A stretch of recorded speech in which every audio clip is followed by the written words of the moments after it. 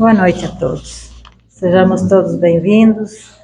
Jesus está conosco, com nossos pensamentos, sentimentos.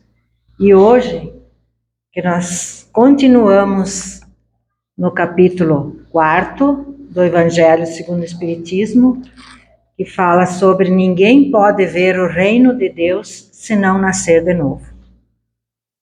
E o item é o 25 do Evangelho, que fala sobre necessidade da encarnação. Então, eu vou iniciar lendo aqui no Evangelho, que temos uma pergunta. A encarnação é uma punição, e não há senão espíritos culpados que a ela estejam obrigados? A encarnação. A passagem dos espíritos pela vida corporal é necessária para que possam cumprir, com a ajuda de uma ação material, os desígnios cuja execução Deus lhes confiou. Ela é necessária a eles mesmos, porque a atividade que são obrigados a desempenhar ajuda ao desenvolvimento da sua inteligência. Deus, sendo soberanamente justo, deve considerar igualmente a todos os seus filhos.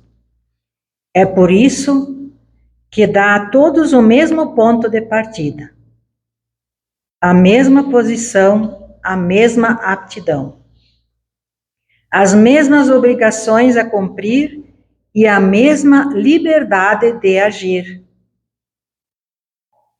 Todo privilégio seria uma preferência, e toda preferência uma injustiça. Mas a encarnação não é para todos os espíritos senão um estado transitório.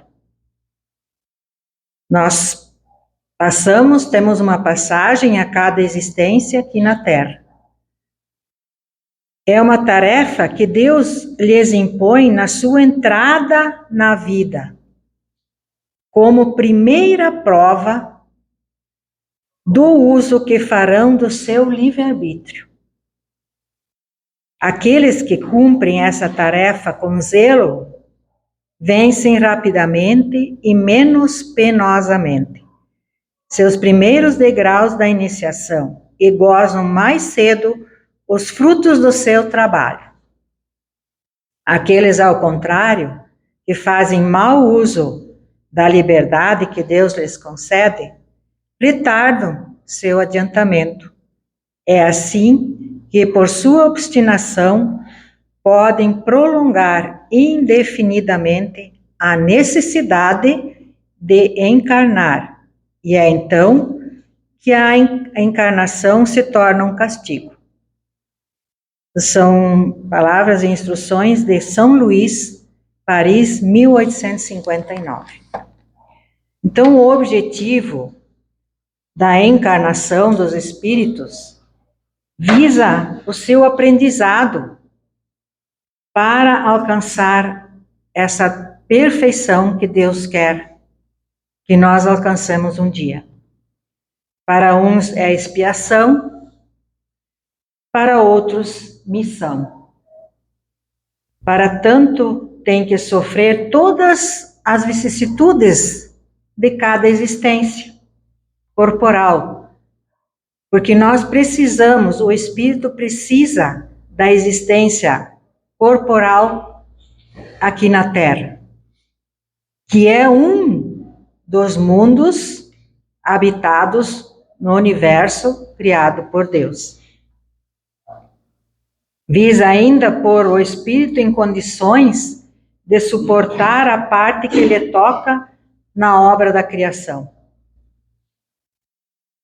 Então, a encarnação, como também a reencarnação, que é após a primeira, que fala aqui sobre, que é a primeira prova para o uso, quando nós encarnarmos aqui, nós temos que saber o caminho correto. E nós evoluindo, sempre com a assistência da espiritualidade,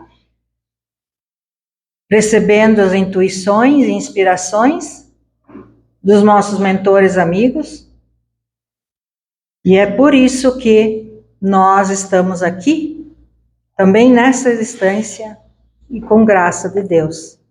Agradecemos a Ele que nos dá essa oportunidade. E não foram os espíritas que inventaram a reencarnação. O ensino reencarnatório vem de muito longe, de povos antigos e remotíssimas doutrinas. Então já faz desde o Antigo Testamento. Já havia esse ensino, esse projeto que Deus concedeu para cada ser criado por Ele. Ao Espiritismo, coube apenas a honra e a glória de estudar a reencarnação, sistematizando, convertendo no principal fundamento da doutrina, que é o progresso espiritual, a evolução de todos os povos, de toda a humanidade. A humanidade, vamos falar da humanidade terrena, da Terra.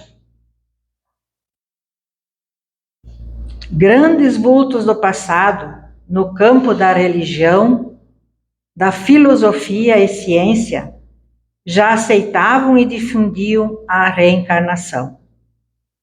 Porém, a figura máxima da humanidade, Jesus, o sublime embaixador, ele pregou a reencarnação durante toda a vida que ele esteve conosco. Em cada exemplo, sempre existia essa parte, que se nós não fizermos as nossas tarefas em uma existência, não cumprimos com os nossos deveres, em uma existência, nós vamos ter outras oportunidades. Mas não nos desleixar e deixar passar, assim em branco, uma encarnação para depois voltar para o zero. Hoje ainda comentamos nos estudos em que muitos têm que começar do zero para poder entender e compreender e ter de novo experiências em cada vida no corpo físico.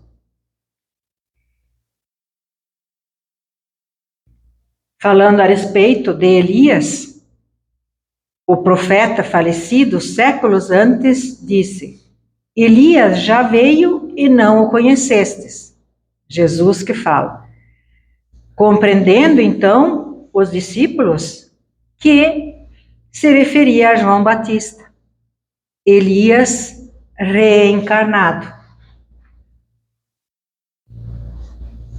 Outra vez, externando sobre a lei de causa e efeito, porque tudo que nós fizermos aqui, nós vamos pagar aqui. É neste planeta, pode ser neste lugar, pode ser em outro lugar, mas ninguém sairá da terra sem que pague até o último ceitil, até o último ponto. Isto é, até a completa remissão das faltas. Também, no famoso diálogo com Nicodemos, afirma que ninguém alcançará o reino de Deus se não nascer de novo. Veja quantas partes já em que Jesus fala sobre a reencarnação. Como vemos, o Espiritismo não criou, não inventou. A reencarnação, ela é antiguíssima. professada antes do Cristo, na época do Cristo e até os nossos dias de hoje. Há mais de um século, o Espiritismo apresenta a reencarnação como o único meio de nós crermos em Deus, num Pai de justiça e bondade, que dá a cada um segundo suas obras. Porque se nós estamos aqui, temos esta oportunidade que Deus nos deu, nós temos algum mérito. Só que nós não podemos deixar de desejar. Nós temos que, sim, estar atentos a tudo o que nos diz respeito com a espiritualidade, com a espiritualização nossa. E muitas vezes não adianta só a boa vontade. Eu tenho uma boa vontade. Não, é a vontade firme e forte de crer em Deus e que Ele é que nos dá as oportunidades e que Jesus veio à Terra para nos ajudar a entender e compreender tudo isso que está nos acontecendo. Temos dificuldades? Todos temos. Mas temos um grande Deus que nos apoia e que nos ampara. A reencarnação é a chave, a fórmula filosófica que explica, sem fugir do bom senso e nem da lógica, as desigualdades humanas.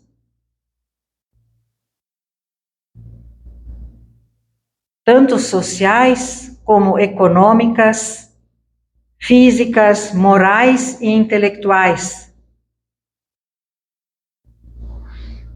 Como já foi falado em outras exposições doutrinárias, por que existem pessoas especiais se não tiveram outras vidas ou se não tiverem nada a pagar? Por que muitos estão na miséria e outros estão melhores? Tenho que comer, tenho que se vestir. Então, a reencarnação é uma chave. Oferemos oportunidades para nós o quê? Reparar os nossos erros passados, a lei da causa e efeito, para nós ter o aprendizado moral e intelectual, como nos fala o Evangelho, o objetivo da encarnação.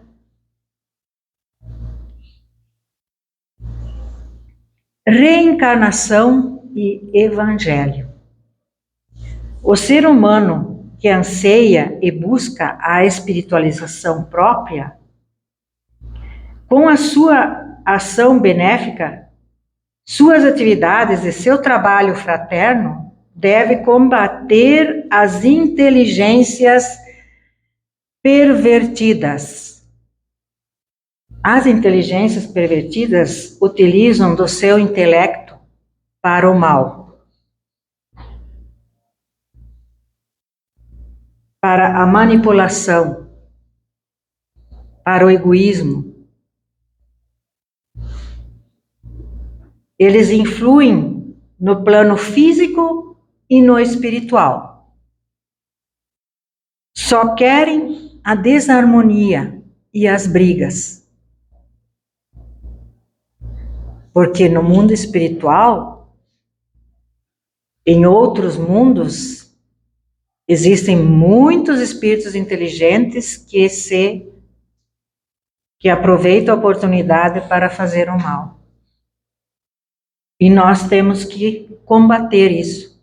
Nós temos a inteligência moral para nós fazer o que nos é devido e sempre levar mais pessoas que muitas vezes não entendem e estão se desviando do caminho, procurar dar os nossos exemplos, dar a nossa ajuda que nós pudermos, para que não aconteça dessas inteligências do mal influenciar no nosso meio, na nossa família, na nossa comunidade, na nossa sociedade.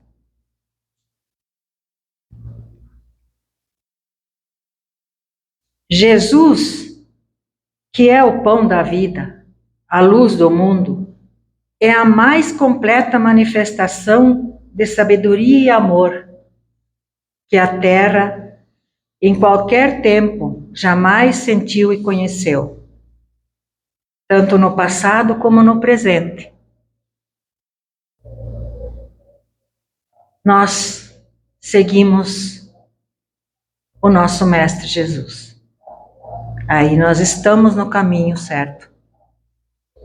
Porque Ele é o caminho, a verdade e a vida.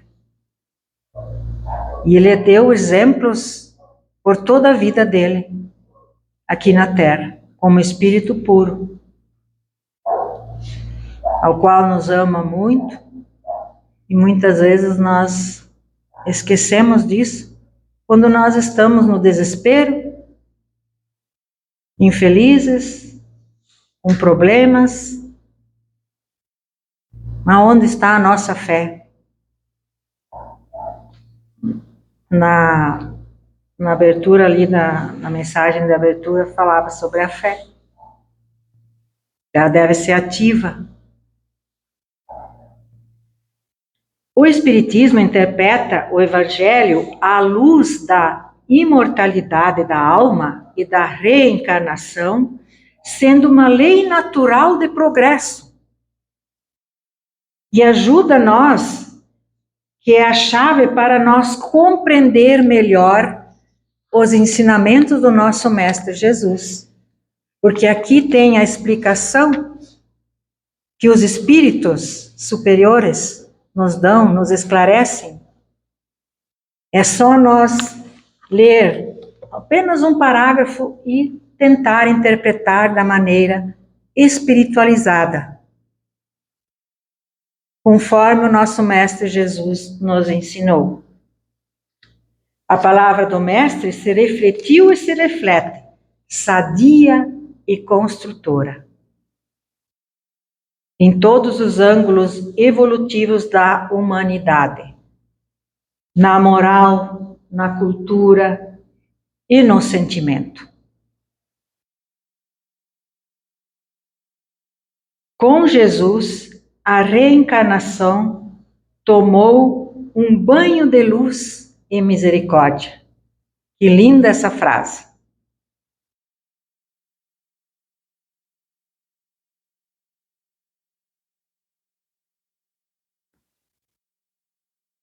Reencarnação e família. Os opositores do Espiritismo dizem que a reencarnação destrói os laços de família. Mas é um engano. Porque é através dela que os laços de fraternidade se ampliam e se fortalecem. Porque não fosse a reencarnação, nos faltaria as oportunidades da reconciliação. Reconciliação com aqueles a quem nós ofendemos ou ferimos, que nos ofenderam ou feriram. Dessa maneira, estabelecemos contato com espíritos que semearam espinhos no nosso caminho, ou com espíritos que colocamos pedras no seu caminho. Assim, nos reabilitamos diante de espíritos que, na nossa estrada evolutiva, em condição de filhos, esposos, companheiros, parentes, vizinhos, amigos, tiveram suas vidas e seus destinos complicados por nós. Mas saber se aquele colega de trabalho que tanto me incomoda, o que é que eu fiz em outra vida? Temos que nos perguntar. E muitas vezes isso porque nós não prestamos atenção no Evangelho de Jesus, que fala sobre a reencarnação, que dá essa oportunidade. Ao invés de destruir os laços de família, a reencarnação os fortalece e consolida, porque nós vamos conviver junto com esses espíritos, ao qual nós ofendemos ou eles nos ofenderam. A doutrina espírita nos ensina que a reencarnação é uma demonstração do amor de Deus, oferecendo novas oportunidades de união entre famílias, união entre a sociedade e evolução no meio familiar. É no seio familiar que inicia a nossa educação. Depois que nós vamos para as escolas. Mas é na família que nós aprendemos mais.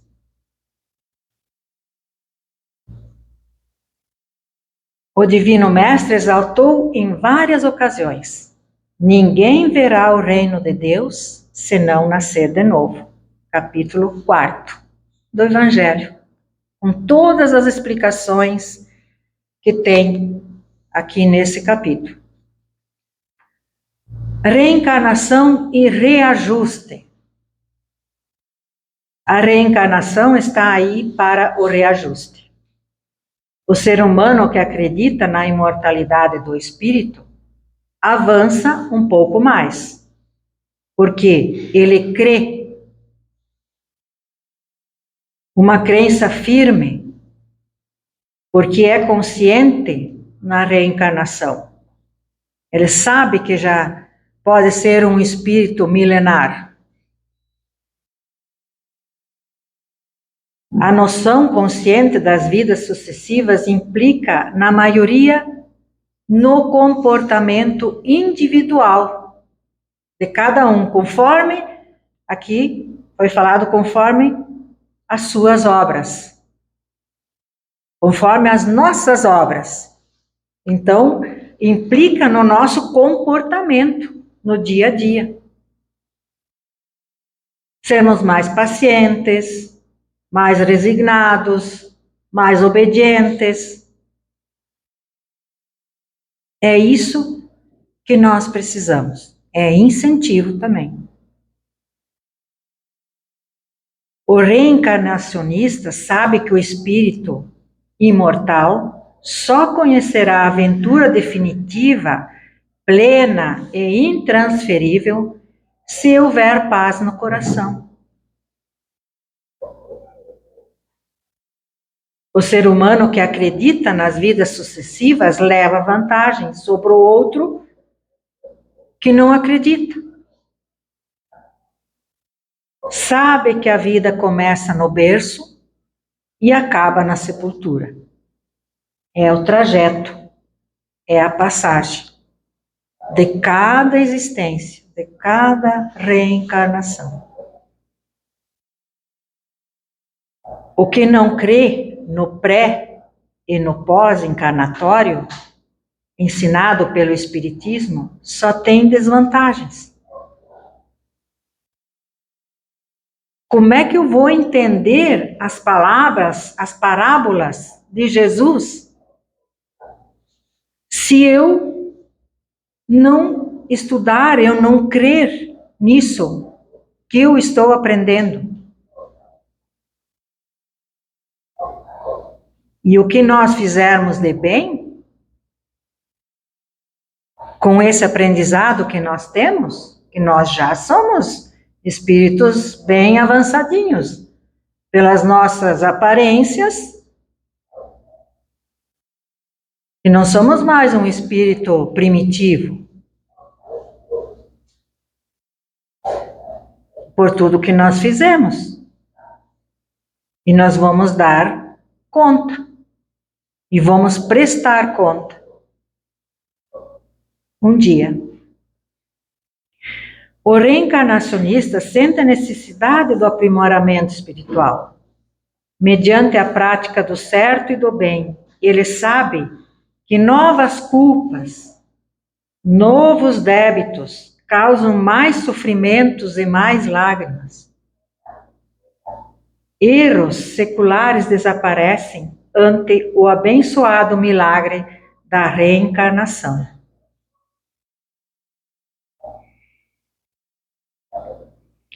Reencarnação e resgate agora. Antes era o reajuste, agora o resgate. Certa vez, os discípulos, apresentando a Jesus um cego de nascença, perguntaram-lhe: Mestre, quem errou mais, este homem ou os seus pais, para que nascesse cego? Vejam isto. Somente a descrença nas múltiplas existências levaria a esta pergunta. Jesus conversava sobre o assunto na intimidade com os seus discípulos. Mas o mestre sabia que os seres humanos da época não tinham preparação para o conhecimento pleno da reencarnação.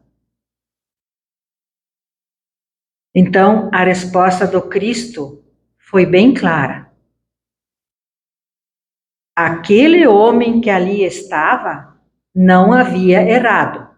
Aquele homem, nem os seus pais. Pois na justiça divina, os filhos não pagam pelos pais, nem os pais pelos filhos, pela justiça divina.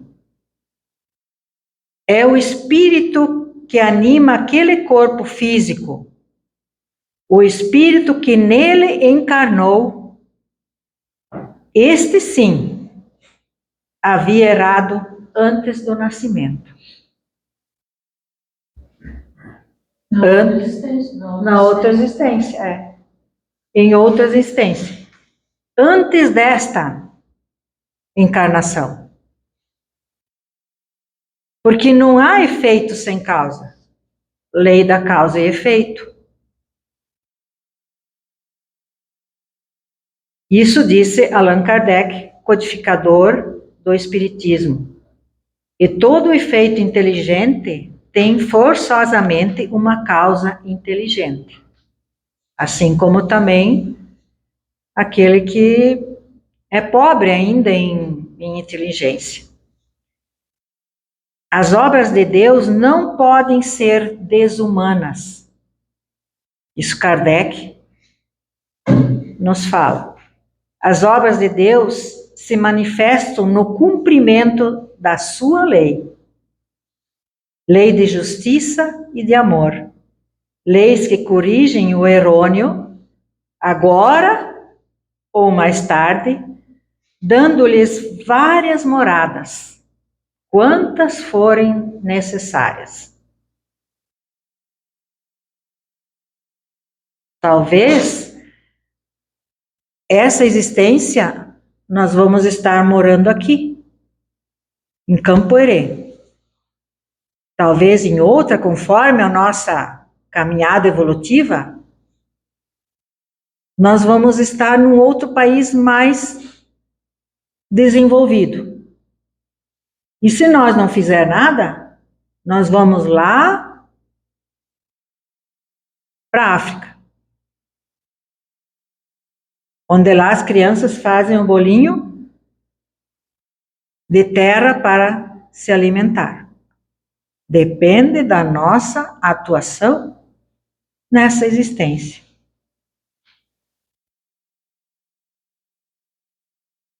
As obras de Deus se exprimem no amor, que também é justiça, e na justiça, que também é amor.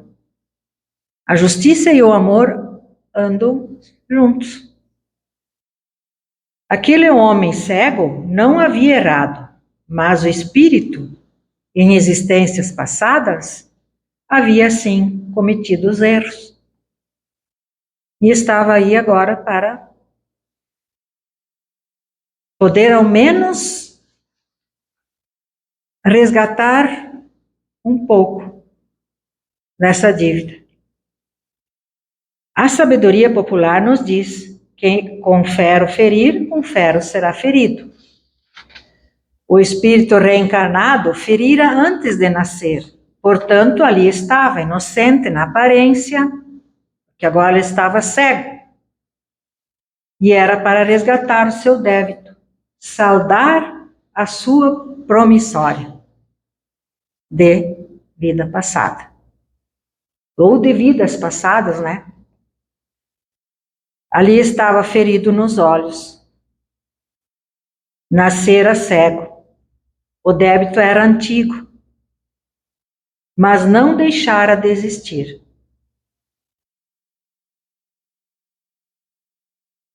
Nascer cego ou paralítico, demente ou surdo-mudo, com propensão a moléstia grave ou incurável, é bênção que o indivíduo nem sempre sabe agradecer. Porque é uma oportunidade que Deus nos deu para nós ir evoluindo, para nós deixar as nossas imperfeições, aos poucos, nossos vícios, nossas paixões, porque tudo isso implica muito na nossa vida futura. O nosso comportamento tem muito a ver. É bênção porque está reparando dívidas. É bênção porque está tendo possibilidade de reabilitação. É bênção porque está se libertando. Muitos não sabem por que essa criatura nasceu assim.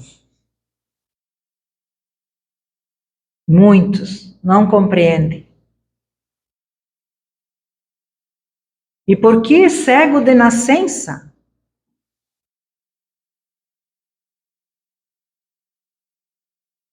Deus, Jesus, responde a nossa pergunta. Enquanto os que acreditam na reencarnação dirão: essa criatura nasceu assim porque seu espírito errou noutras existências. A reencarnação explica à luz da lógica o problema dos resgates. Põe no lugar a justiça divina. Então, eu tenho aqui uma do Chico Xavier, ele escreveu assim: todas as nossas encarnações são planejadas por nós juntamente com os espíritos que nos auxiliam. Nós nascemos com o corpo que precisamos, na família correta, passamos por certas situações, convivemos com determinadas pessoas, ou seja, tudo ocorre nas condições mais adequadas para o nosso aprendizado. Não existe acaso e nem equívoco. Então também ele nos ensina, já vivemos muitas vezes, estamos com pessoas certas para ajustarmos os nossos corações, as nossas vidas e resolvermos os nossos problemas. E é com a ajuda do alto. É com a ajuda do nosso mentor, nós temos que confiar nele. Muitas vezes no desespero nem lembramos de fazer uma prece. Onde está a nossa fé? Está lá embaixo. lá esquecida. Na reencarnação, ninguém era de endereço. Reencarnação e ciência. A ciência ajuda o espírito na caminhada evolutiva. Desenvolve-se em função das vidas sucessivas. O princípio espírita diz que todos os espíritos foram criados simples e ignorantes. Espíritos que se instruem nas lutas e tribulações da vida corporal. E a justiça divina, ela jamais poderia impor a uns os sacrifícios e fazer felizes a outros. Sem a fadiga e sem trabalho. Portanto, não pode ter sem o mérito. Nós temos que ser merecedores.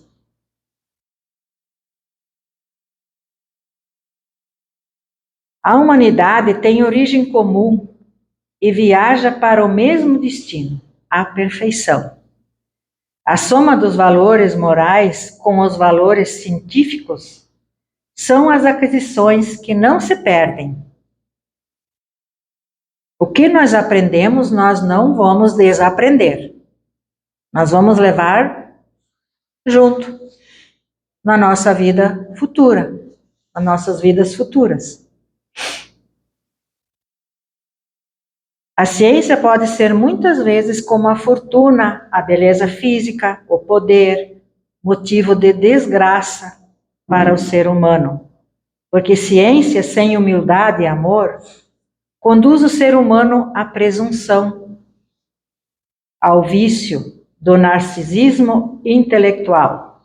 Só eu sei. A ciência sem lastro moral significa perigo para o espírito. E para onde que ele vai? Se ele não tem uma educação, se ele não tem um destino, um sonho. E a educação moral significa muito para cada um de nós, como espírito reencarnado.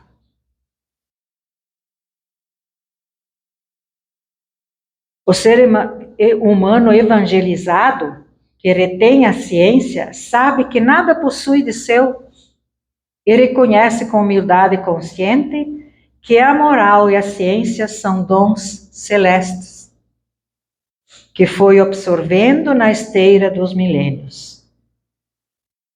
A reencarnação é um meio para a perfeição, vivendo no dia a dia as leis de Deus. Todos nós conhecemos, porque ela está em nossa consciência. Nós não podemos negar. Nós não sabemos. Reencarnação e progresso. Não conhecendo a reencarnação, fica difícil à criatura humana explicar a questão do conhecimento, da moral e da sabedoria. Como compreender que uma pessoa somente numa existência possa revelar sabedoria, sabendo que a moral e o conhecimento são vastos e que seria impossível um ser humano acumulá-los em tão pouco tempo, em só uma vida de, vamos dizer agora, 80, 90 anos, que antigamente era menos. Segundo um irmão espiritual, uma encarnação é como um dia de trabalho. Cada existência representa um elo da imensa cadeia de vidas sucessivas, durante os quais o espírito cresce, aprende, evolui e se enriquece de novos valores. O espiritismo é reencarnacionista, ensina a doutrina. Das várias existências, das vidas que se renovam, o conjunto dos ensinamentos espíritas gira em torno do enunciado filosófico de Kardec: nascer, morrer renascer ainda, progredir continuamente. Essa é a lei. Sabemos que Deus é justo e bom, criando espíritos simples e sem conhecimento, para que através de seu próprio esforço, pela sua evolução, caminhem no rumo da perfeição com Jesus. Aceitando a reencarnação, não temos dificuldades em nós compreender que as promessas do Mestre Jesus, que ele fala que nenhuma das ovelhas que o Pai me confiou se perderá. Com a reencarnação, o que era nebuloso se tornou luz. O que era confuso e indecifrável passou a claridade do bom senso e da lógica.